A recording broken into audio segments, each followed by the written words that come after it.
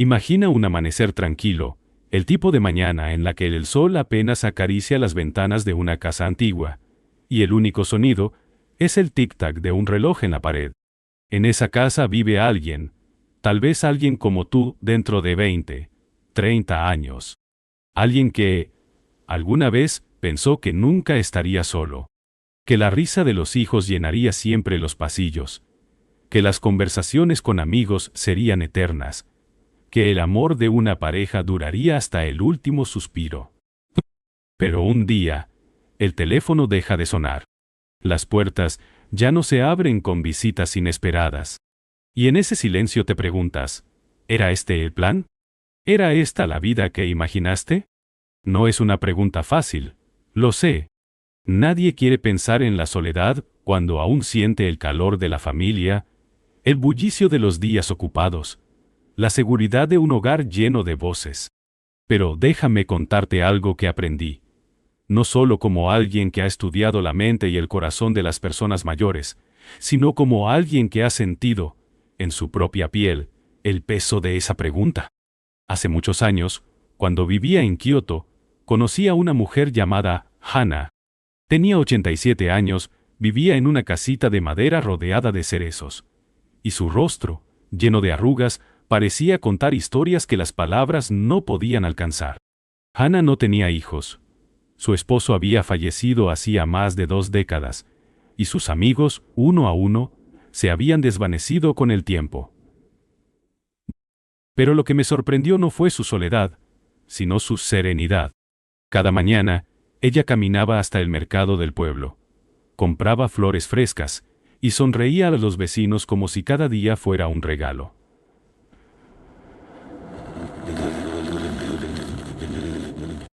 Cuando le pregunté cómo lo hacía, cómo encontraba paz en un mundo que parecía haberla dejado atrás, ella me miró con ojos brillantes y dijo, «No estoy sola, querida, me tengo a mí misma, y eso es suficiente».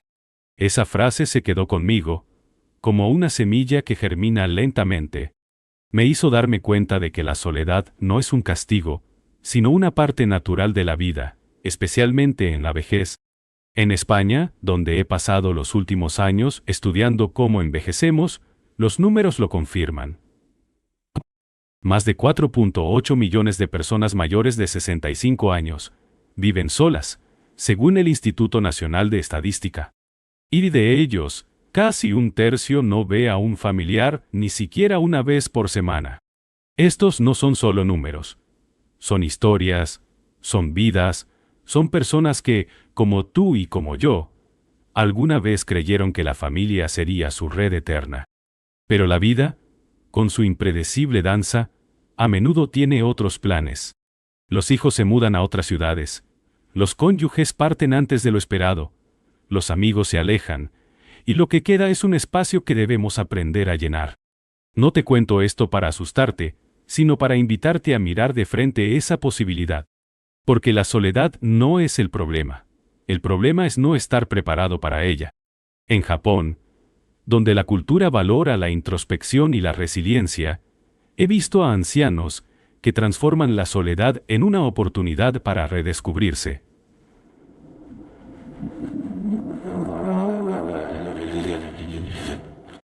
En España he conocido a mujeres y hombres que, a pesar de vivir solos, encuentran alegría en los pequeños rituales diarios, un paseo por el parque, una taza de café compartida con un vecino, un libro que los lleva a mundos lejanos.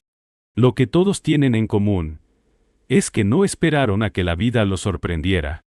Ellos tomaron las riendas, construyeron su propio refugio emocional, físico, espiritual, mucho antes de que el silencio llegara. Cuando era más joven, solía pensar que la familia era la respuesta a todo. Crecí en una casa llena de ruido. Mis padres discutiendo sobre la cena, mis hermanos peleando por el mando de la televisión, mis abuelos contando historias de su juventud. Era fácil imaginar que ese calor duraría para siempre. Pero con el tiempo, vi cómo las familias se dispersan. Mis hermanos se mudaron a Tokio y Osaka, mis padres envejecieron, y yo misma, al mudarme a España, dejé atrás ese mundo que parecía inquebrantable. Fue entonces cuando comencé a preguntarme, ¿qué pasará cuando ya no haya nadie a mi alrededor? ¿Quién seré yo en ese silencio? Esa pregunta me llevó a estudiar la psicología del envejecimiento, a entrevistar a cientos de personas mayores, a leer sus diarios, a escuchar sus miedos y sus esperanzas. Y lo que descubrí es que la felicidad en la vejez no depende de cuántas personas te rodean, sino de cómo te preparas para estar contigo mismo. No se trata de renunciar a la familia o a los amigos, sino de entender que ellos no pueden ser tu único sostén. La vida es un viaje que, en algún momento, todos recorremos solos, y la clave está en hacer de ese viaje algo hermoso.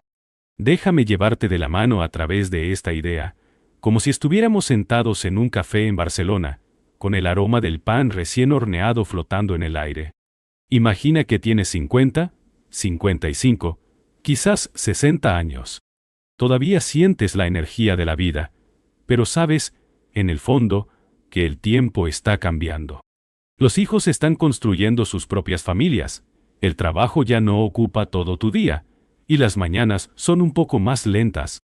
Este es el momento, justo ahora, para empezar a construir algo que te sostenga cuando el mundo se vuelva más silencioso. No es tarde, nunca es tarde. Pero requiere valentía. Requiere mirar hacia adelante y preguntarte, ¿cómo quiero vivir cuando sea mayor? ¿Qué me dará fuerza cuando las voces se apaguen? Cuando pienso en la preparación para la vejez, me viene a la mente una imagen que vi una vez en un templo en Nara, Japón. Era un jardín de rocas, perfectamente dispuesto, cada piedra colocada con una intención que parecía susurrar equilibrio y eternidad. El monje que lo cuidaba me explicó que ese jardín no se creó en un día, sino a lo largo de años, con paciencia, con pequeños ajustes, con una visión clara de lo que debía ser. La vejez, creo, es como ese jardín. No puedes esperar que sea hermoso si no empiezas a trabajar en él mucho antes de que las primeras hojas caigan. No. En España, donde he pasado gran parte de mi vida estudiando cómo las personas enfrentan el envejecimiento, he visto dos tipos de historias. Por un lado, están aquellos que llegan a la vejez desprevenidos, sorprendidos por el silencio que se instala en sus vidas. Tonto. Son personas que, como yo alguna vez, creyeron que la familia o los amigos serían suficientes para llenar sus días. Pero cuando los hijos se mudan, cuando los cónyuges fallecen, cuando los amigos se alejan, se encuentran en un vacío que no saben cómo llenar.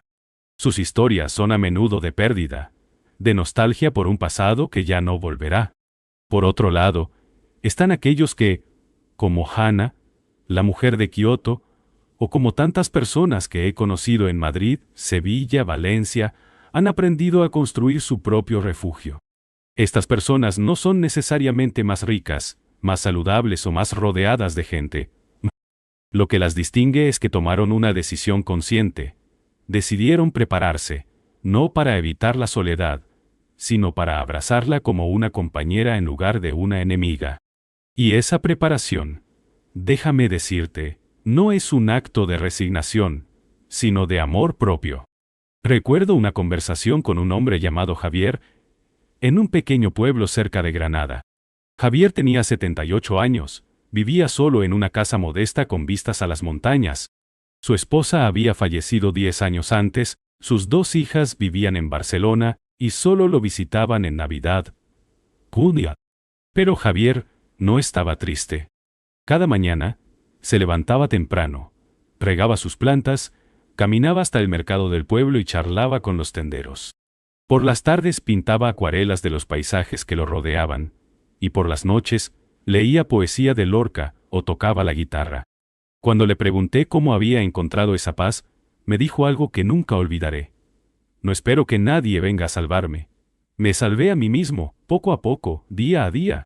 La historia de Javier me hizo pensar en mi propia vida. Cuando llegué a España, a los 40 años, estaba llena de energía, con una carrera en ascenso, amigos en cada esquina, y la sensación de que el mundo era mío. Pero también tenía miedo.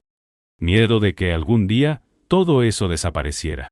Miedo de despertarme en una casa vacía, con un teléfono que no suena. Ese miedo me llevó a estudiar, a observar, a preguntar. Y lo que descubrí es que la preparación para la vejez no es algo que haces cuando ya eres viejo. Es algo que haces ahora, en este momento, sin importar si tienes 50, 60 o incluso 70 años. En Japón, hay una palabra que me encanta, Ikigai. Punto. Se traduce como la razón de ser, pero es más que eso. Es la chispa que te hace levantarte por la mañana. El propósito que da sentido a tus días. Encontrar tu Ikigai es parte de la preparación, pero no es lo único. También se trata de cuidar tu cuerpo, de mantener tu mente ágil, de construir relaciones que sean profundas y no solo pasajeras. Se trata de aprender a estar en paz contigo mismo, de encontrar belleza en los momentos simples, de saber que incluso cuando estés solo, no estarás perdido. En mis investigaciones, he entrevistado a cientos de personas mayores en España, desde pescadores en Galicia, hasta profesores jubilados en Madrid. Y una y otra vez, escucho la misma lección.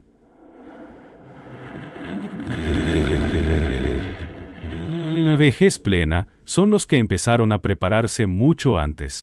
No esperaron a que la vida los obligara a cambiar. Tomaron la iniciativa. Por ejemplo, conocí a María, una mujer de 82 años en Valencia, que después de enviudar decidió aprender a usar una tableta. Al principio le costaba entender las aplicaciones, pero con paciencia, comenzó a enviar fotos de su jardín a sus nietos, a leer noticias en línea, incluso a unirse a un grupo de WhatsApp con otras mujeres de su edad. María me dijo, no quería quedarme atrás, quería seguir siendo parte del mundo. La preparación, entonces, no es solo sobre protegerte contra la soledad. Es sobre abrirte a la vida, incluso cuando la vida cambia. Es sobre construir un sistema que te sostenga, un conjunto de hábitos, de pasiones, de conexiones, que te permitan enfrentar el futuro con confianza. En los últimos años, he destilado estas lecciones en lo que llamo los 6 pilares de la vejez. No son reglas estrictas, ni un manual que debes seguir al pie de la letra. Son más bien un mapa, una guía para que encuentres tu propio camino. Y a que encuentres tu propio camino. Imagina que estás construyendo una casa, no una casa de ladrillos, sino una casa para tu alma. Cada pilar es una parte de esa casa. La salud física es el cimiento, la flexibilidad mental es el tejado, el propósito es la chimenea que da calor, la independencia financiera es la puerta que te da libertad, la profundidad espiritual es la ventana que deja entrar la luz, y las conexiones sociales son las paredes que te abrazan. Juntos, estos pilares crean un hogar que no depende de nadie más. Un hogar que te sostiene incluso cuando el mundo exterior se vuelve silencioso. Ahora que conoces los 6 pilares, déjame llevarte al corazón de este viaje, los fundamentos que pueden sostenerte en la vejez. Estos pilares no son solo ideas abstractas. Son prácticas concretas, hábitos que puedes cultivar, decisiones que puedes tomar hoy para asegurarte de que tu futuro sea no solo seguro, sino profundamente significativo. Vamos a explorarlos juntos, como si estuviéramos caminando por un sendero en las montañas, descubriendo cada paso con curiosidad y cuidado. El primer pilar es la salud física. Sin un cuerpo que funcione, todos los demás planes se desmoronan. Lo aprendí de la manera más difícil hace unos años, cuando, a los 58, tuve que ser internada por una infección que me dejó débil durante semanas. Nunca olvidaré la sensación de subir las escaleras de mi apartamento en Madrid, jadeando, con las piernas temblando, sintiéndome más frágil de lo que nunca había imaginado. Ese momento fue un despertar. Me di cuenta de que, si quería vivir una vejez activa, tenía que empezar a cuidar mi cuerpo ahora. No se trata de convertirte en un atleta o de seguir dietas estrictas. Se trata de pequeños cambios que suman. Empecé a caminar cada mañana por el Parque del Retiro. No muy rápido, pero con constancia. Al principio, era solo un paseo, Pero con el tiempo comencé a notar cómo mi respiración se volvía más ligera, cómo mis articulaciones se sentían menos rígidas. También cambié mi forma de comer. En Japón siempre comíamos platos coloridos, llenos de verduras, pescado, arroz integral. En España, adopté esa filosofía: más pimientos, berenjenas, lentejas, menos azúcar, menos comida procesada. Cada sábado, voy al mercado de Chamberí con una bolsa de tela, y elijo ingredientes que me hagan sentir viva. La salud física no es solo sobre evitar enfermedades, es sobre mantener la libertad. Es sobre poder caminar hasta la panadería a los 80 años, sobre levantar a tus nietos sin dolor, sobre disfrutar de un atardecer sin preocuparte por tu cuerpo. Y no necesitas un gimnasio caro o un entrenador personal. Un paseo diario, ejercicios suaves recomendados por tu médico, una dieta que nutra en lugar de pesar. Eso es suficiente para construir este pilar. El segundo pilar es la flexibilidad mental. En Japón, hay un dicho: la mente que se detiene, envejece. Y es verdad. He conocido a personas que, al jubilarse, dejaron de aprender, de curiosear, y poco a poco, su mundo se hizo más pequeño. Pero también he conocido a otras, como Carmen, una mujer de 79 años en Bilbao, que a los 75 aprendió a tocar el ukelele. No era una experta, pero cada vez que tocaba, su rostro se iluminaba. Carmen me dijo: aprender algo nuevo me hace sentir que todavía estoy creciendo. Mantener la mente ágil es como regar una planta. Necesita cuidado constante. Yo, por ejemplo, me propuse aprender algo nuevo cada mes. El año pasado, tomé un curso de fotografía en línea, no porque quisiera ser profesional, sino porque quería capturar la luz de los atardeceres en Cádiz. También empecé a escuchar podcasts sobre historia, a leer sobre inteligencia artificial, a asistir a charlas en la biblioteca. Contaco. Y seguro son uno. Cada vez que mi cerebro se queja porque algo es difícil, sé que está creciendo. Y esa sensación de crecimiento es lo que mantiene la chispa viva. El tercer pilar es el propósito y la pasión.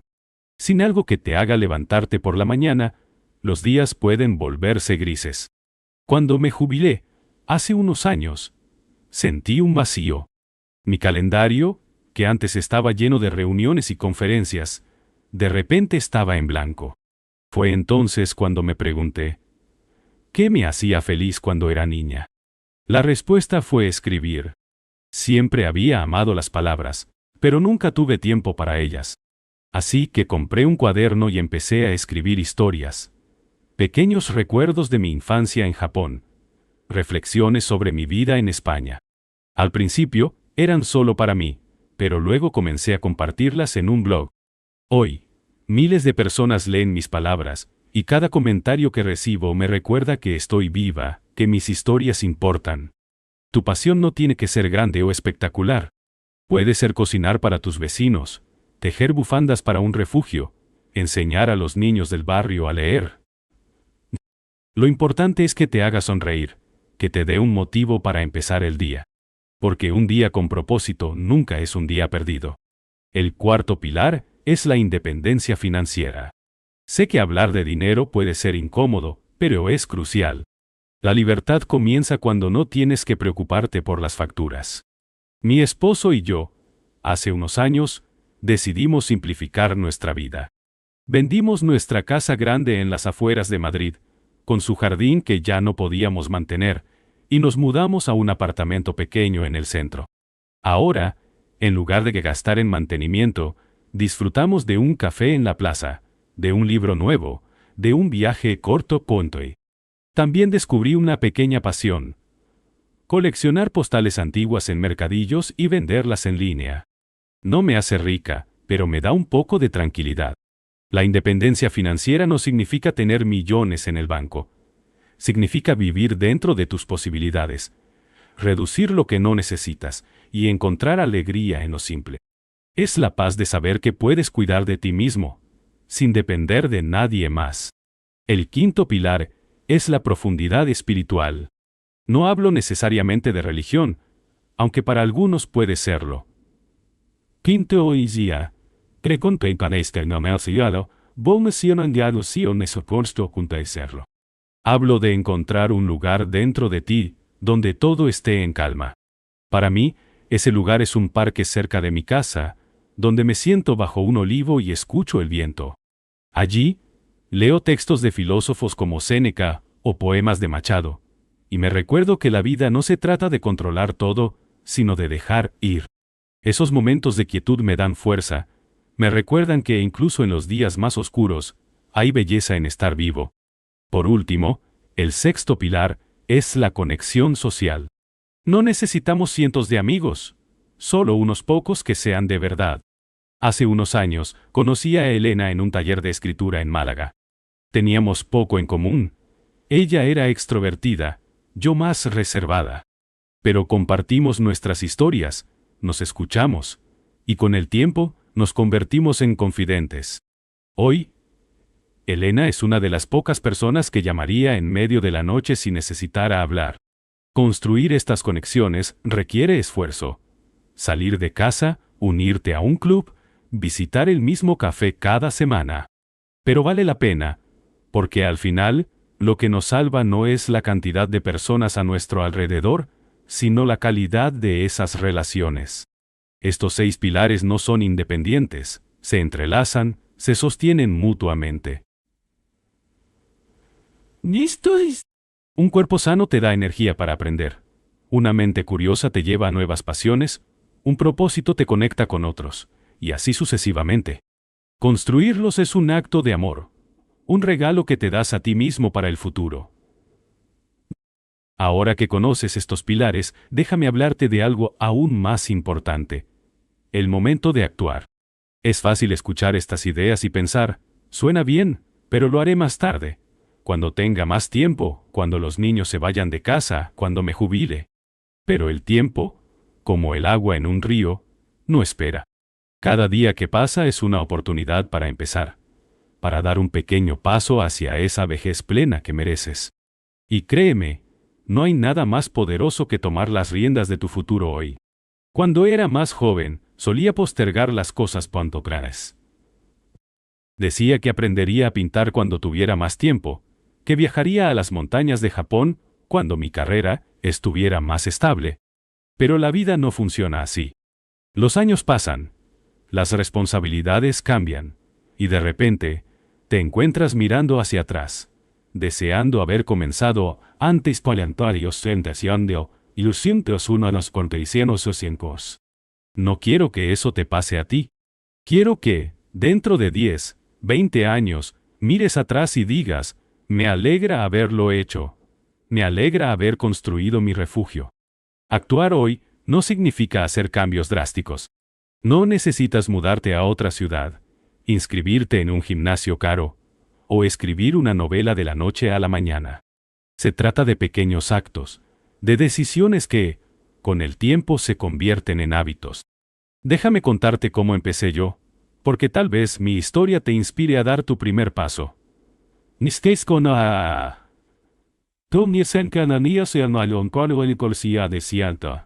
Hace unos 10 años, cuando tenía 52, me di cuenta de que mi vida estaba demasiado ocupada. Trabajaba como investigadora, viajaba por conferencias, cuidaba de mi familia, y la hacían de acuntras con familia canto.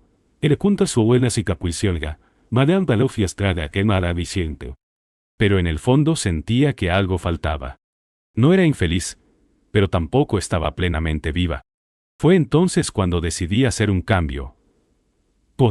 Empecé con algo simple, caminar. Cada mañana, antes de que el día comenzara, salía a caminar por las calles de mi barrio en Madrid. Al principio, era solo una forma de despejar la mente, pero pronto se convirtió en un ritual.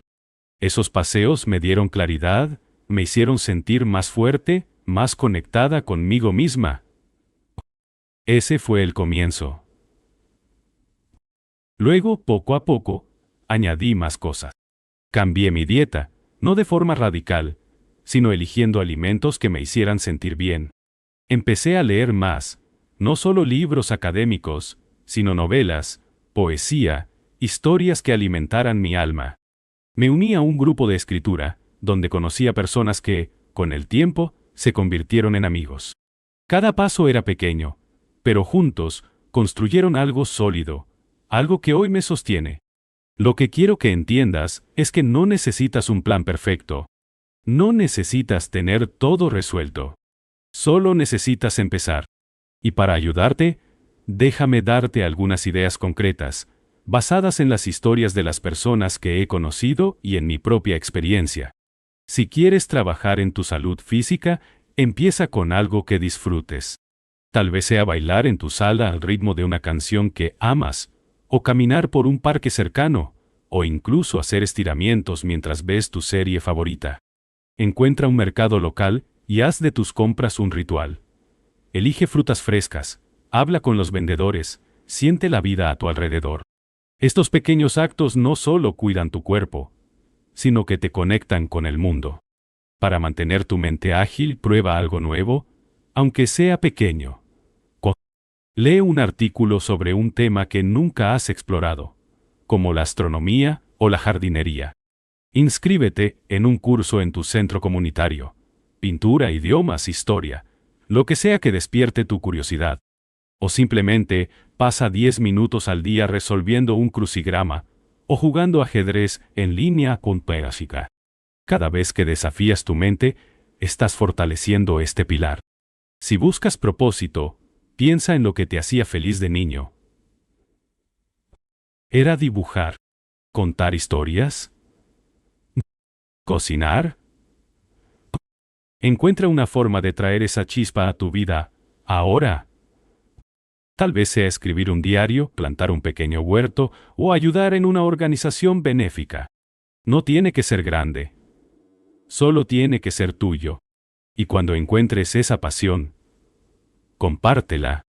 Invita a un vecino a probar tu receta favorita. Muestra tus dibujos a tus nietos. Escribe una carta a un amigo. Compartir tu pasión no solo te da alegría, sino que crea conexiones. Para la independencia financiera, empieza por mirar tus gastos con honestidad. Ni con Teshiras. ¿Hay algo que puedas simplificar? Tal vez sea cambiar a un apartamento más pequeño o reducir las suscripciones que no usas. Busca una actividad que te guste y que pueda generar un pequeño ingreso, como vender artesanías o dar clases de algo que sepas hacer. Y sobre todo, recuerda que la riqueza no está en tener más, sino en necesitar menos. La profundidad espiritual puede ser más difícil de definir, pero también más simple de encontrar. Busca un lugar donde te sientas en paz. Un banco en un parque, una esquina tranquila de tu casa, una iglesia si eso te llama.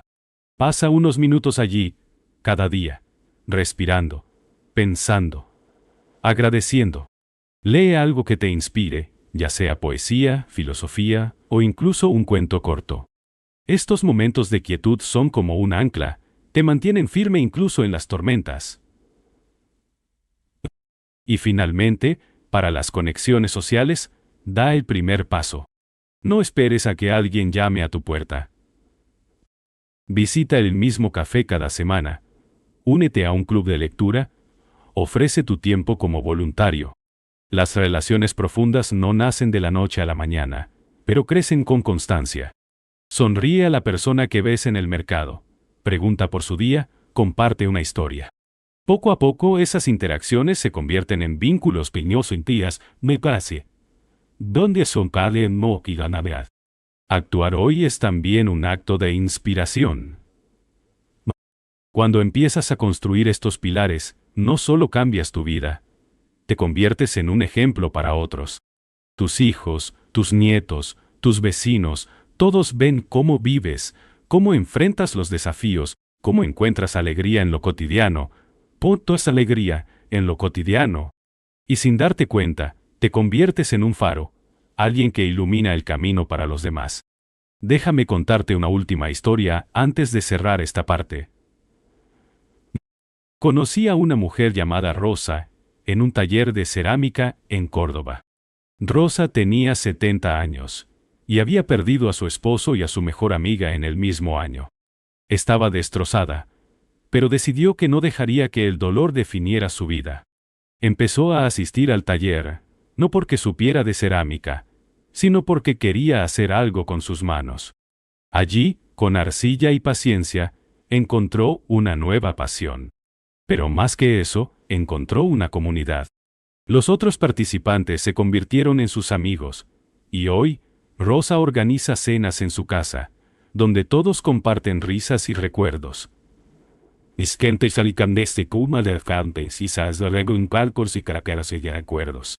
La historia de Rosa me recuerda que cada acción cuenta. Cada paso que das, por pequeño que sea, es un ladrillo en la casa que estás construyendo. Así que no esperes. Hoy, antes de que termine el día, haz algo. Sal a caminar, escribe una línea en un cuaderno, llama a alguien que no has visto en años. Ese pequeño acto es el comienzo de algo mucho más grande. Llegamos al final de nuestro viaje, pero no quiero que esto sea un adiós, sino una invitación a seguir adelante. La familia es un regalo, pero no puede ser tu único plan. Y tú, con tu fuerza, tus decisiones, tu valentía, eres el verdadero cimiento de tu vida. En Japón, donde crecí, la familia es sagrada. Mis padres, mis abuelos, mis hermanos, todos vivíamos bajo el mismo techo, compartiendo comidas, risas, incluso discusiones.